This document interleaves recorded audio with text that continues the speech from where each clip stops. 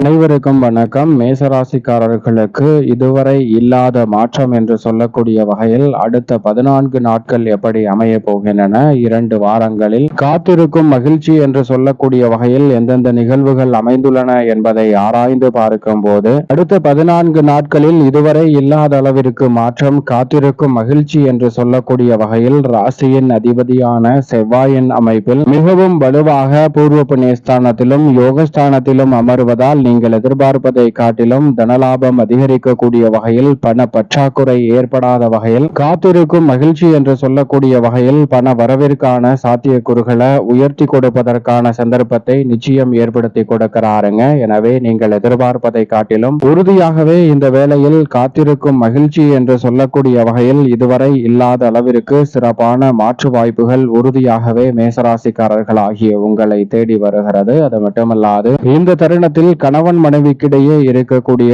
அன்பும் ஆதரவும் அதிகரிக்கும். நீங்கள் எதிர்பார்க்கக்கூடிய இல்லற வாழ்க்கை மகிழ்ச்சிகரமாக மாறுவதற்கான சந்தர்ப்பம் உண்டு. எதிர்பார்ப்புகள் படிப்படியாக நிறைவேறும். முயற்சி வெற்றி பெறக்கூடிய ஒரு சிறப்பான தருணமாக இந்த வேலை அமைவதற்கான சாத்தியக்கூறுகள் உண்டு. தடைபெற்ற பணிகளை விரைவாகவும் வேகமாகவும் செய்து முடிக்கக்கூடிய நல்ல சந்தர்ப்பம் நிறைவாகவே கிடைக்கிறது. எனவே இதுவரை இல்லாத அளவிற்கு சிறப்பான மாற்றம் உறுதியாக மேசராசிக்காரர்களை தேடி வருகிறது. தொழில் வளம் சிறக்கக்கூடிய வகையில் சனியின் அமைப்பும் லாபஸ்தானத்தில் இருப்பதால் மிக சிறப்பான மாற்றத்தை ஏற்படுத்தி கொடுக்கிறார். ஆனால் அதே சமயம் கவனம் நிறைந்த விஷயமாக எவையெல்லாம் பார்க்கப்படுகின்றன என்று பார்க்கும்போது ராசியின் அதிபதியான செவ்வாய் மற்றும் சனி பார்வை கிடைப்பதால் இந்த தருணத்தில் எதிர்மறையான சிந்தனை மனதில் தலை தூக்கும். எனவே எதிர்மறையான சிந்தனைகளுக்கு கடிவாளம் இடுவது மிக முக்கியமான ஒன்றாக பார்க்கப்படுகிறது. அது மட்டுமல்லாது எவ்வளவு பணம் வந்தாலும் அது ஏதோ ஒரு வகையில் விரயமாகி கொண்டிருக்கும். எனவே விரய செலவுகள் சார்ந்த விஷயங்களிலும் நிச்சயமாக கவனம் தேவை.